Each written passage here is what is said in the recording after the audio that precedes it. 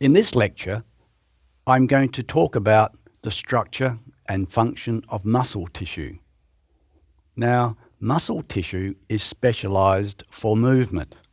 Many cells in the body can move, and I've mentioned before during connective tissue descriptions that a lot of wandering cells from the blood move through connective tissue.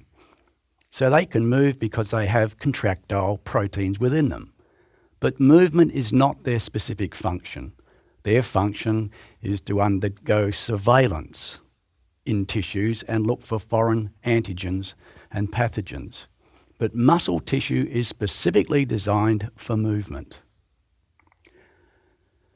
When we go through this lecture, I'm going to explain how to distinguish between skeletal muscle, cardiac muscle, and smooth muscle. And in doing so, I'm also going to explain that each of these three different types of muscle are innervated in different ways. In other words, different stimuli cause them to contract. It's also important to understand how muscle, particularly skeletal muscle, is wrapped up or covered, supported by connective tissue. Most of this lecture really talks about skeletal muscle because in subsequent lectures I will then emphasise the structure and function of smooth muscle and also cardiac muscle. When we look at skeletal muscle, there are different sorts of fibre types, and it's important that you understand each of those fibre types and their function, their special role. One of the basic components of skeletal muscle is the sarcomere. It is the functional unit of contraction, and it's very important to understand the structure of that as well, although a lot of the structure and function of the sarcomere is at the molecular level, and therefore it's really a very physiological description that is needed. I'm going to emphasise mostly the structural appearance of the sarcomere. I'm going to also explain to you how the nerve fibre or nerve axon comes down and associates itself with each skeletal muscle fibre. And I'm also going to talk about the fact that skeletal muscle is really a receptor organ as well. It gives information about our position in space, our movement. Well, let's just summarise the structure of muscle tissue. As I said earlier, its role is to contract or relax. Skeletal muscle specifically is involved with moving our limbs and our body parts. Smooth muscle really changes the dimensions of internal organs. For instance, the gut tube moves food and undigested products along the gut tube. It changes the dimensions of blood vessels and therefore can alter the flow of blood to different organs. And cardiac muscle is our pump. It pumps blood through the chambers of the heart into the major blood vessel, the aorta and the pulmonary artery. Well, let's have a look and see how muscle is classified. We can classify muscle either because it's striated or that it's not striated. When you look at skeletal muscle, when you look at visceral striated muscle, and when you look at cardiac muscle, you can see in the tissue little tiny stripes or striations. And these striations reflect the contractile proteins within the muscle fibre or muscle cell. These contractile proteins are arranged in a very regular pattern, and that's why you see stripes along the tissue, along the muscle fibre. Now here's a muscle, a large piece of muscle shown in the middle of the image, and then on the right-hand side is a section through skeletal muscle viewed with a light microscope. The section at the top looks at skeletal muscle cut transversely. The section down the bottom looks at striated muscle cut longitudinally. Now, I've used the word muscle cell and muscle fibre. But when we talk about skeletal muscle, we really mean muscle fibre because they're very long. Some muscle fibres extend a long way, a huge distance. For instance, the sartorius muscle in the thigh goes close to the hip, down towards the knee. A very long muscle, so the muscle cells are long. So it's more appropriate to call them muscle fibres. Well, let's look at the gross anatomy view of the piece of muscle in the centre of the image. When you look at pieces of muscle, they're separated from each other by a connective tissue capsule called the epimysium. This epimysium wraps around the entire muscle, as you see here, and it separates that muscle from adjacent muscles because sometimes these muscles need to contract or relax independent of their neighbours. So that epimysium separates the muscles apart. It also will blend with more connective tissue that carries blood vessels and nerves down through the body that are going to innervate the muscles and also supply those muscles with oxygen and nutrients. Now, if you look into the muscle itself, you can see little white lines. They are connective tissue septa that penetrate into the muscle itself from the epimysium. And these connective tissue fibres, called the perimysium, wrap the muscle up into individual bundles of fibres. There are many, many bundles of fibres in this piece of muscle, wrapped up each by perimysium. We often call a muscle bundle a muscle fascicle. Now, if you look at the individual cell, and the best view is to look at the longitudinal section of muscle you see at the bottom of the right-hand side image, you can see that there are some very fine greeny blue stained connective tissue fibres. Well, they wrap up individual muscle fibres. So every single muscle fibre is surrounded by endomysium, connective tissue, collagen. And then what separates the muscle fibre from this endomysium is the external lamina of the muscle. So muscle is separated from connective tissue, but it's wrapped up by connective tissue. Now, if you have a look at that gross picture of the muscle as well, you're looking through a section of that muscle in its thickest part. I want you to imagine that muscle tapering down towards the tendon or tapering towards the point of attachment of the muscle on bone. But what I really want you to understand is that when the muscle tapers down to insert onto the bone via the tendon so that its contraction force can be imparted onto the bone via that tendon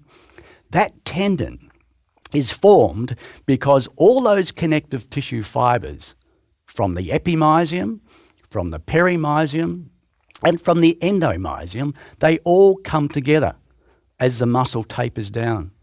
So really a tendon consists of all those three layers of connective tissue in the muscle, plus a little bit more collagen added at the myotendinous junction. So that means that when the individual muscle fibres contract, their force of contraction is then imparted onto that endomysium, onto the perimysium, and via the epimysium as well, onto the tendon. And that's an important concept to understand. Well, let's have a look at the skeletal muscle fibre in a little bit more detail. I've said that they're very long.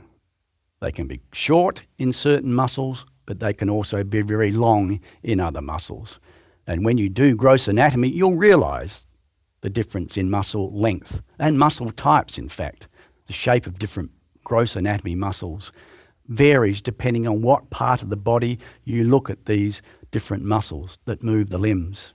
So now let's look at the skeletal muscle fibre in more detail.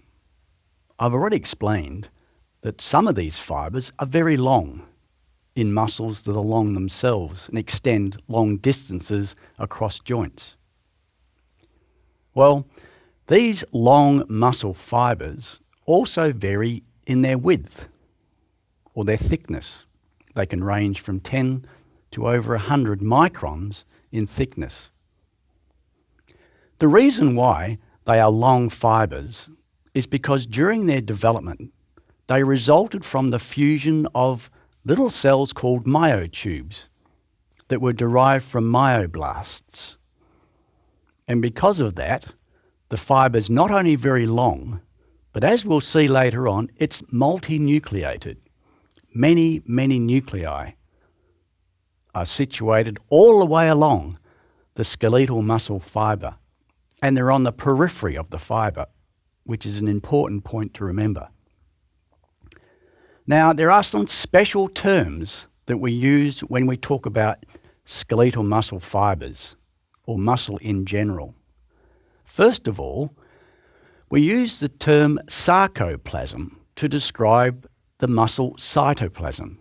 Sarco is pertaining to muscle or flesh, so we use this term. When we talk about the cell membrane or the plasma membrane of the muscle fibre, we call it the sarcolemma. And you see here that these two muscle fibres are slightly separated, but on the edge of each of these muscle fibres there is the cell membrane, but we call it the sarcolemma. Well, as I said, the nucleus sits on the periphery of the skeletal muscle fibre, and there are many of them all the way along the fibre. The sarcoplasm is dominated by the contractile factory of the cell, and these contractile factories are loaded together or packaged together in long structures called myofibrils. And these myofibrils, as you see in this section, dominate the sarcoplasm because they're there to affect contraction.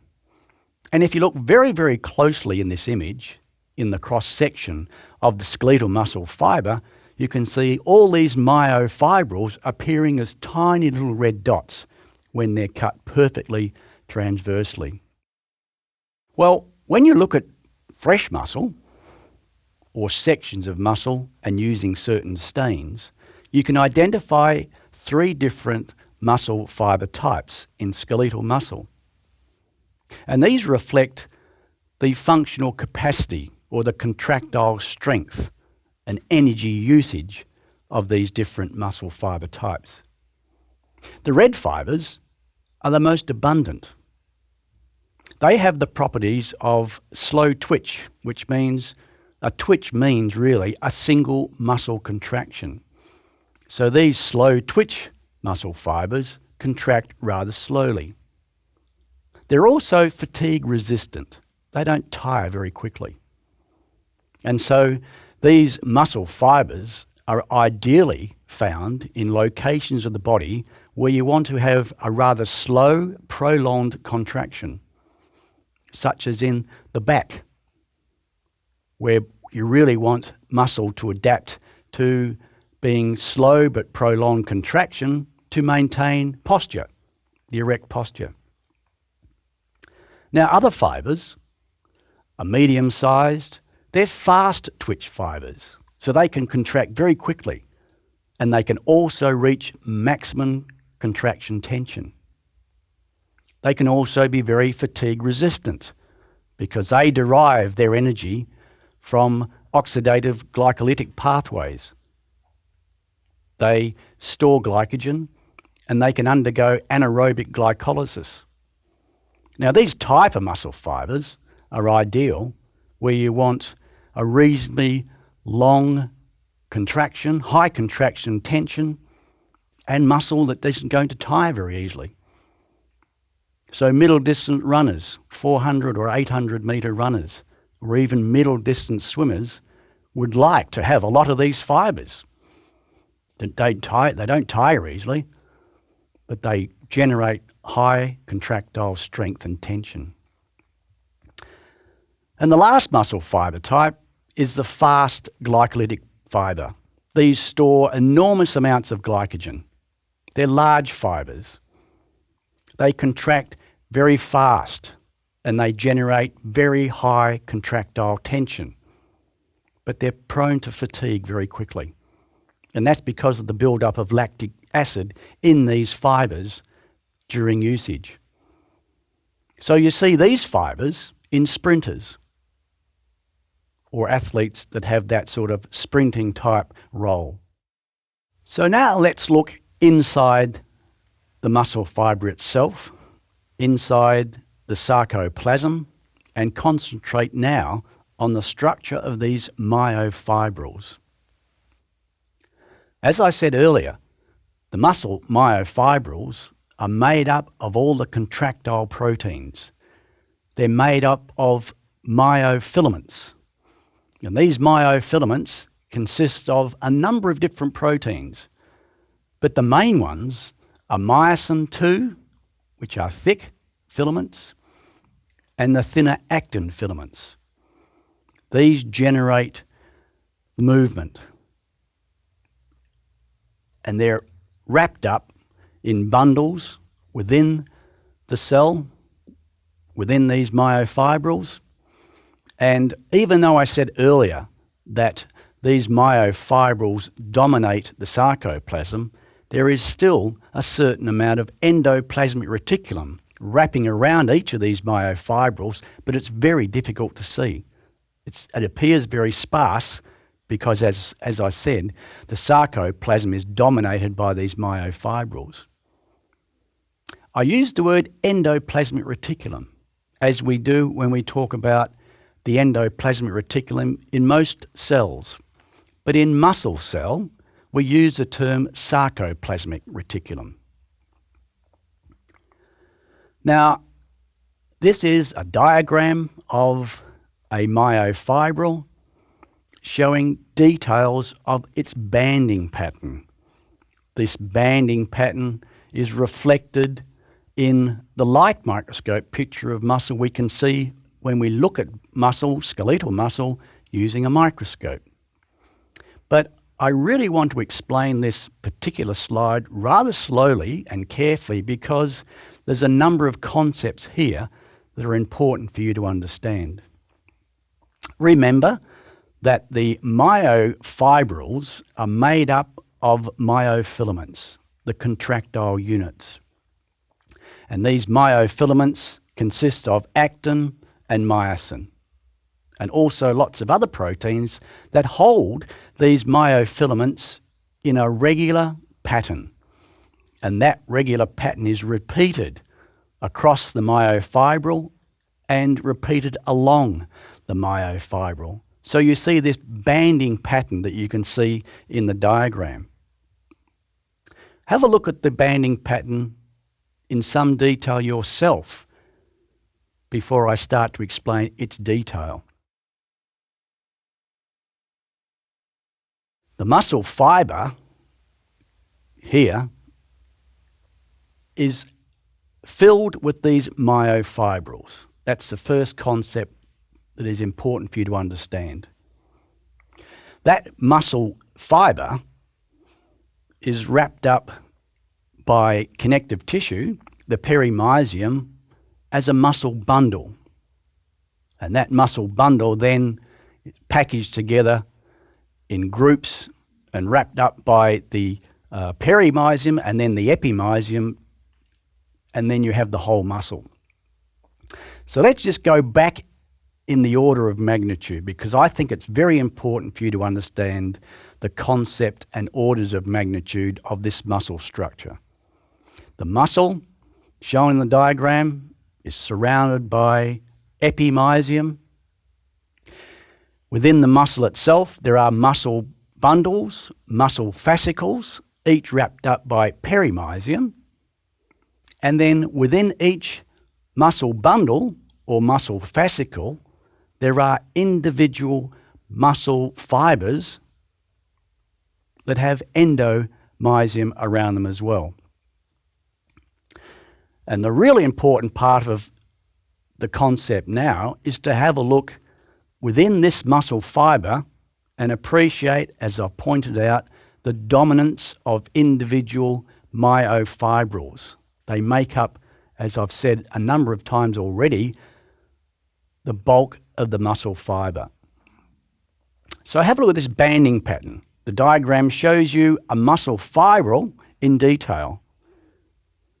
When you look at the banding pattern, some of the bands are dark, some are light, some are thin, and some bands are thick. So have a look at the banding pattern yourself now and just make sure you can pick out some dark bands, some light bands, some thick bands, and some thin bands.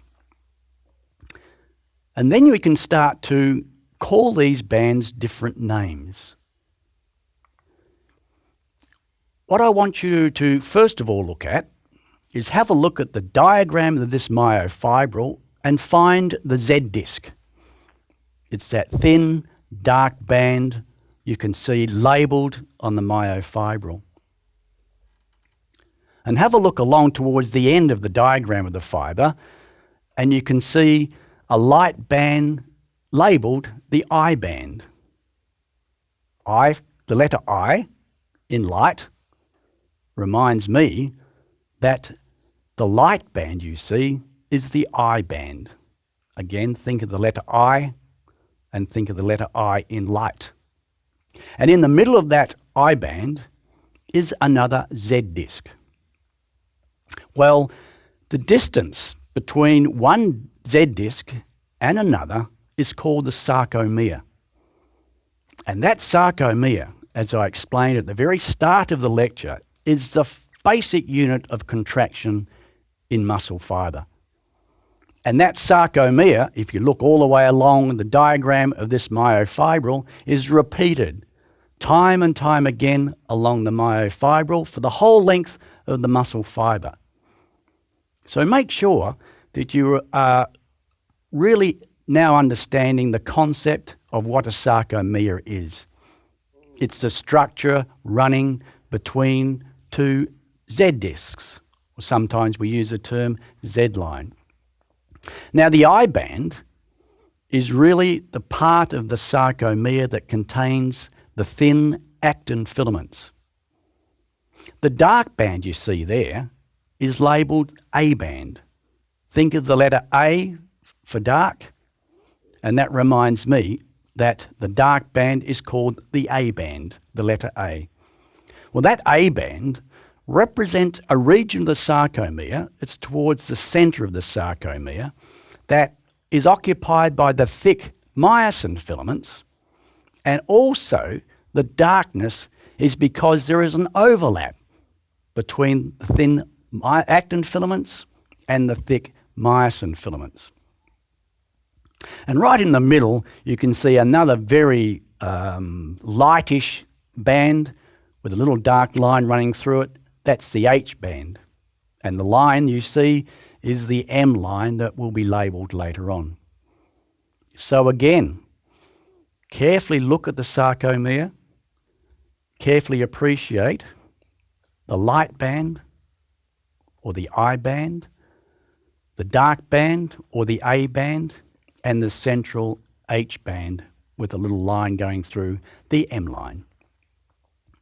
And again, make sure you understand that the I band is the thin actin filaments, the dark band, the A band, is the heavier myosin filaments with overlapping by the actin filaments because they interdigitate. The H band is actually where the heavy or the myosin 2 thick filaments are, but it's lightish there because the actin filaments have not extended through to that part of the sarcomere.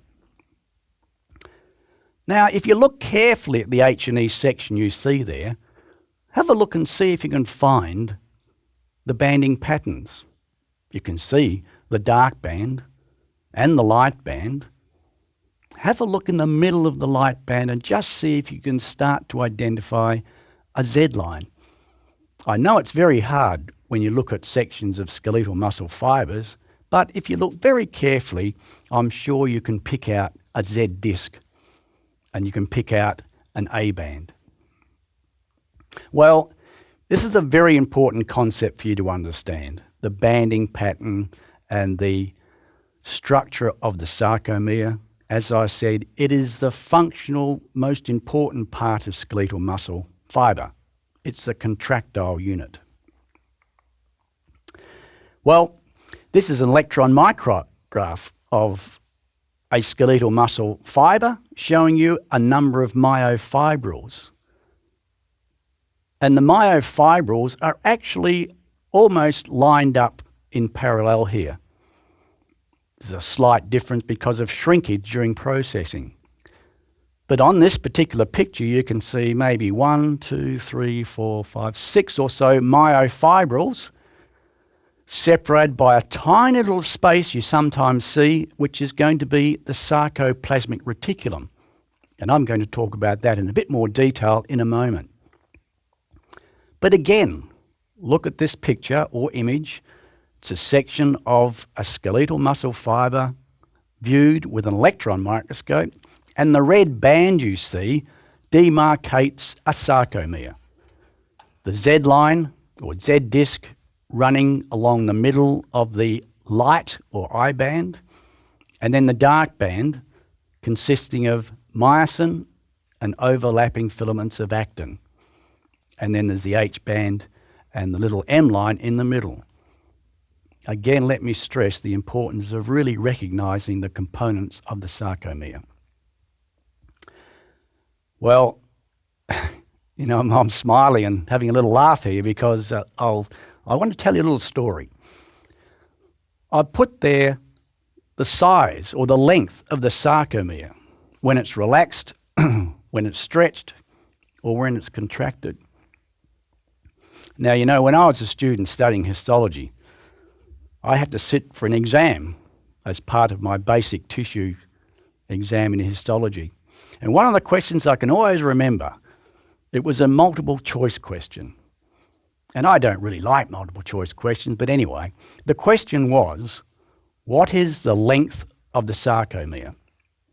And the choices, I can't remember the details of all the 4 choices, but they were something like 2 microns, 2.3 microns, 2.6 microns, or 3 microns. And I thought, well, I don't really understand this question. So I guessed. I said, oh, I'll tick the box for 3 microns. When I got my exam paper back, it was marked wrong. And I went to my professor and I said, Professor, you've marked this wrong. And my professor said, well, that's because the answer's wrong. The answer's 2.6 microns. And I looked at my professor and said, but the question's confusing. You should have asked the question, what is the length of a sarcomere when it's relaxed, or when it's stretched, or when it's contracted?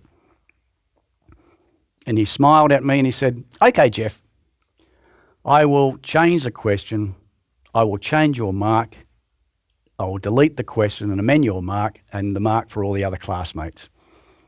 So I smiled and thanked my professor. And you know, today, he remains one of my best friends. He supported my position at my university. But I've always remembered the little contest we had when I approached me about being marked wrong on this question about the length of the sarcomere. Well, enough of the story. Let's get back to looking at skeletal muscle. I spoke a minute ago about sarcoplasmic reticulum. It's just like the endoplasmic reticulum in other cells.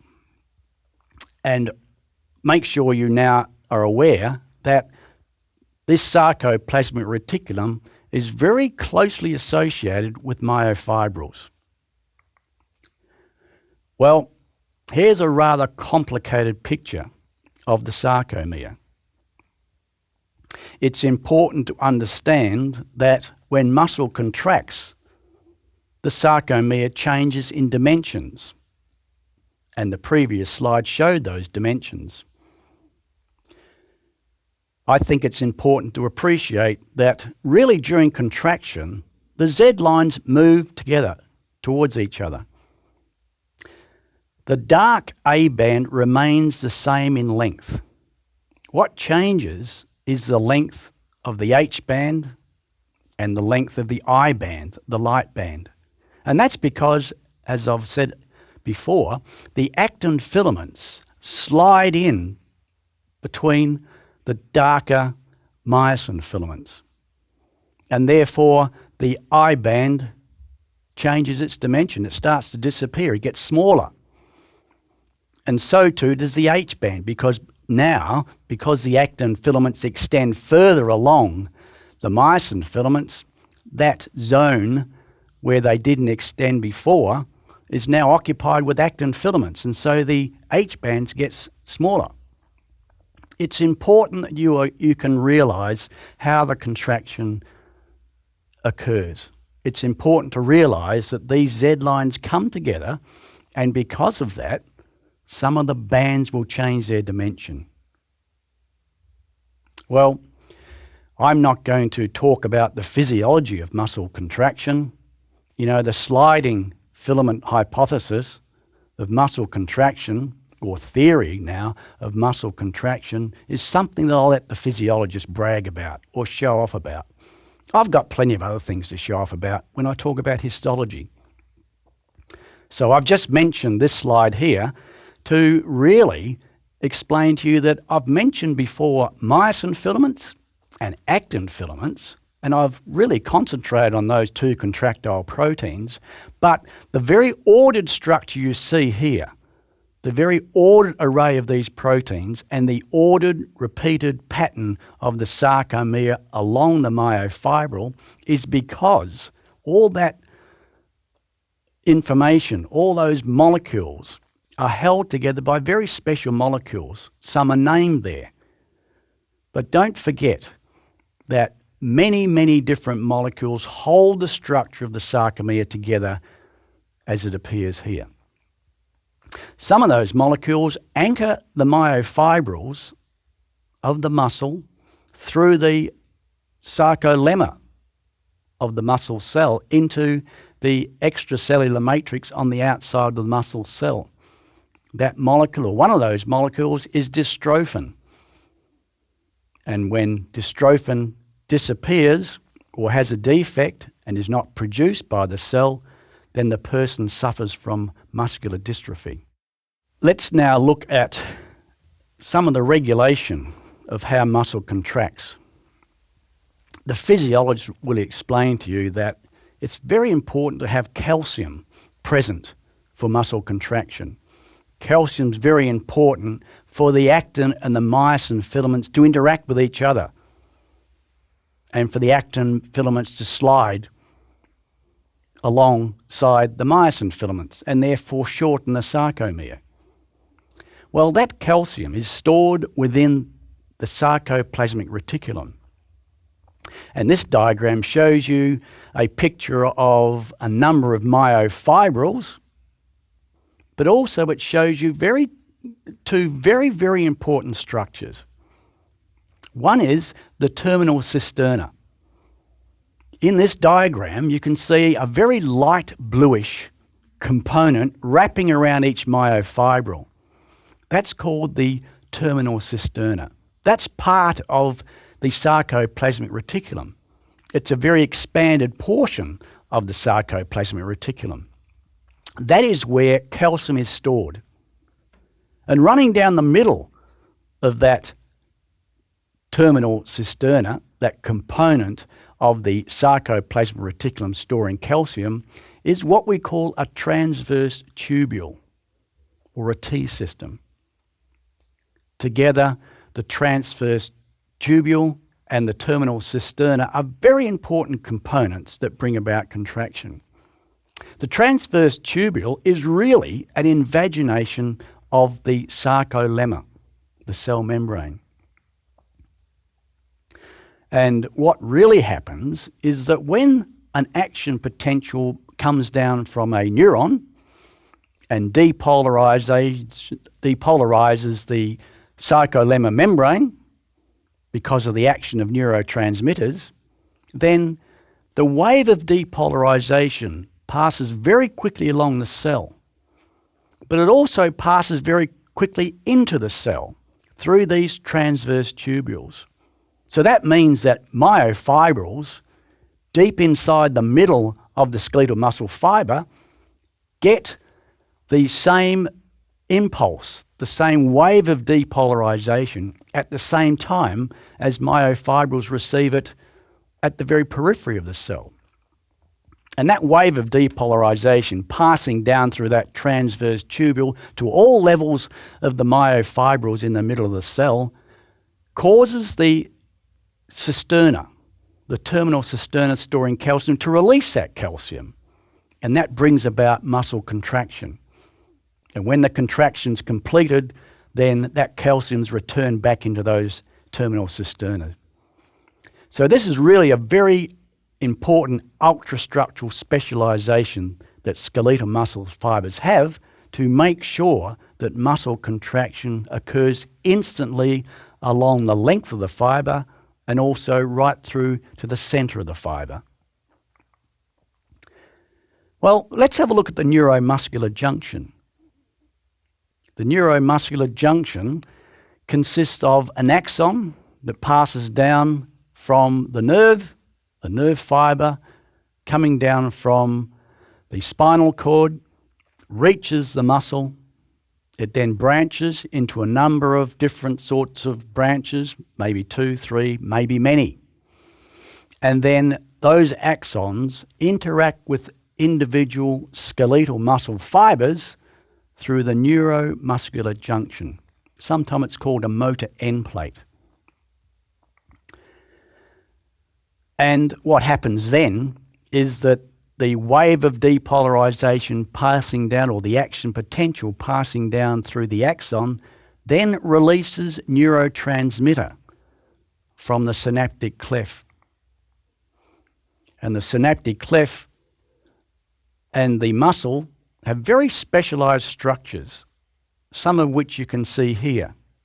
Maybe not so clearly, but let me just explain to you what they are. The axon terminal has lots and lots of mitochondria there. That energy is required to take in or reabsorb back neurotransmitter. And there's also lots and lots of vesicles there, synaptic vesicles. These synaptic vesicles contain the neurotransmitter substance. And when the axon potential passes down to this terminal, those synaptic vesicles then release that neurotransmitter at the synaptic cleft. And that neurotransmitter diffuses across the synaptic cleft, or the gap between the axon terminal and the sarcolemma of the muscle cell.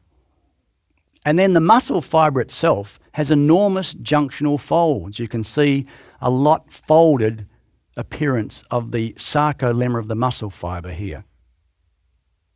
That folded appearance is to increase the surface area of the cell membrane of the muscle fibre, the sarcolemma, so that you can interact with a lot more neurotransmitter and make the transmission of the action potential to a wave of depolarization very efficient and bring about contraction. Let us continue with the motor innervation of a skeletal muscle fibre, and let me explain to you what a motor unit is. A motor unit is the number of muscle fibres that is innervated by a single neuron, a single axon. In this picture, you can see there are a number of muscle fibres. They've been teased out and put into a dish. And the nerve fibre has been stained. It appears here as a dark stain. And this nerve fibre, this axon, is coming down and it branches. And you can see the motor end plates, or neuromuscular junctions, shown on some of the individual muscle fibres as a round black stained region. Well, the motor unit, again, is the number of muscle fibres innervated by one single axon or one single neuron. In ocular muscles, that motor unit is very small. Also, maybe in your fingertips, where you need very precise control of muscle movement. But in postural muscles, where you don't need that precise movement, the motor unit can be very, very large. One axon can innervate several hundred different muscle fibres. So make sure you're aware of what the motor unit is. Now, I said earlier that muscle has a special sensory role as well. It has sensory receptors within it called the muscle spindle. And again, I'm not going to go through the physiology of the muscle spindle, but I just want to point out a couple of features about the muscle spindle shown in this diagram that you can see if you look at a histological section through a muscle spindle within the muscle mass when viewed with electrons or a light microscope. First of all, the spindle cells are of two types. These are the special sensory cells. They're wrapped up by an internal capsule and filled with fluid. And these spindle cells are called nuclear bag fibres or nuclear chain fibres. And if you look at the diagram in more detail yourself, you'll find that the nuclear bag fibre is named just because the nuclei appear to be clumped together like a bag of nuclei. Whereas the nuclear chain fibre, the nuclei are elongated along the length of the muscle fibre, like a chain. So make sure you see the two in the diagram. Each of those bag fibres or chain fibres receive innervation from both the sensory and motor neurons. And together, these special spindle cells perceive the change in muscle length or stretch. They're called intrafusal fibres. Intrafusal meaning within the spindle. Normal skeletal muscle fibres are termed extrafusal fibres. So again, these special muscle spindles measure length or give the information to the central nervous system about length or stretch of the muscle fibre. There is also the Golgi tendon organ. These Golgi tendon organs are found at the location of where the muscle starts to form with the tendon. And those Golgi tendon organs measure tension in the muscle. So the muscle is continually sending information to the central nervous system about change in length or stretch and also tension. And the central nervous system can then use that information to tell us about our position in space, to tell us about the positions of our limbs. If I move my arm around, all that information coming from the muscle spindle and the Golgi tendon organ gives the central nervous system the information to be able to locate our position in space. Here is a section of the muscle spindle on the right-hand side, and the diagram on the left just shows you the rather elaborate way in which the bag fibres and the chain fibres are innervated. But the section shows you a section through the spindle. You can see an outer capsule and you can see some muscle fibres wrapped together. They're going to be the intrafusal fibres wrapped up by fluid. And they have peripheral nuclei you can see also in this section. Well, let's look and see how muscle can repair itself after injury. Remember this slide. We explained the components of muscle earlier on in the lecture. Focus on the nucleus. I said earlier that muscle fibres are multinucleated. Well, some of these nuclei are in fact stem cells. They're called satellite cells. You can't tell the difference between these satellite cells and the true skeletal muscle nucleus, but these satellite cells sit on the periphery of the skeletal muscle fibre, and they have a nucleus also.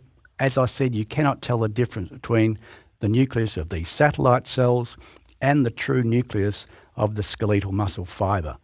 But if muscle's damaged, if skeletal muscle is damaged, these satellite cells can lay down more contractile proteins.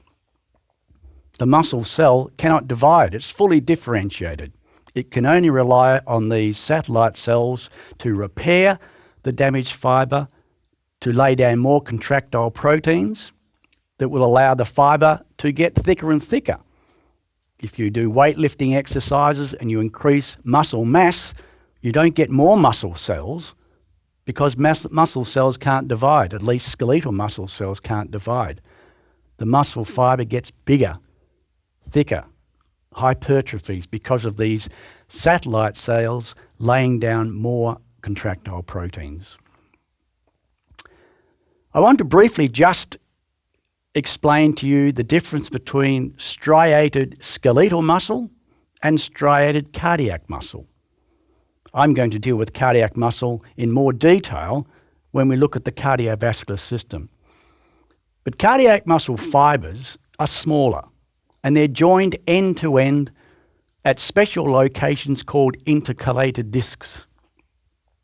These consist of very tight adherent junctions and also gap junctions. And that allows the wave of contraction or depolarization to pass along the length of the cells, along the length of the cardiac muscle components, and therefore bring about a sequential contraction of the cardiac muscle that is important in pumping blood out of the heart. The cardiac muscle is striated, but it has a central nucleus and only one nucleus. So the fact that it has a central nucleus and only one nucleus, and it has these intercalated discs, is the sort of specialised structural details that separate it from a normal striated skeletal muscle fibre. Let's quickly look at the smooth muscle fibre. They're not striated. They're joined together by gap junctions. And those gap junctions allow, again, the wave of contraction or the wave of depolarization to move along the length of the mass of smooth muscle and bring about, again, a sequential contraction. They have one central nucleus like cardiac muscle, but they don't have striations. And that, again, is enough criteria for you to now be able to distinguish between skeletal muscle fibres, cardiac muscle fibres, and smooth muscle fibres. Smooth muscle can respond to injury. In the case of the artery wall, smooth muscle cells can divide and the wall can get thicker and thicker if need be. In the endometrium of the uterus, the muscle cells can divide and also hypertrophy. We see that during pregnancy. And the muscular external layers of smooth muscle in the gut tube can also divide and hypertrophy. So smooth muscle has the ability to grow and repair because it can divide. It can undergo regular mitotic activity. Well, in summary then, make sure you can distinguish the three muscle types: skeletal, cardiac, and smooth muscle. And those that are striated and those that are not. Make sure you understand, particularly with skeletal muscle, about innervation of these muscle fibres. Understand the wrappings around a skeletal muscle and how those wrappings come together to form a myotendinous junction. Make sure you're aware of the different muscle fibre types, the red, the intermediate, and the light, white or pink fibres. And also understand the structure of the sarcomere and be able to identify the sarcomere in a skeletal muscle fibre. And finally, be aware of the function of both the neuromuscular spindle and the Golgi tendon organ. They allow us to perceive our position in space, the position of our limbs, because these receptor organs tell the central nervous system about the stretch and length change in muscle and also about muscle tension. So thank you for listening to this lecture. I hope you've enjoyed learning a little bit about skeletal muscle in particular, and I hope you look forward to learning more about smooth muscle and cardiac muscle when I deal with those very special muscles when we look at the cardiovascular system and also when we look at other parts of the organ systems and look at the role of smooth muscle in those systems. So once again, thank you very much for listening to this lecture.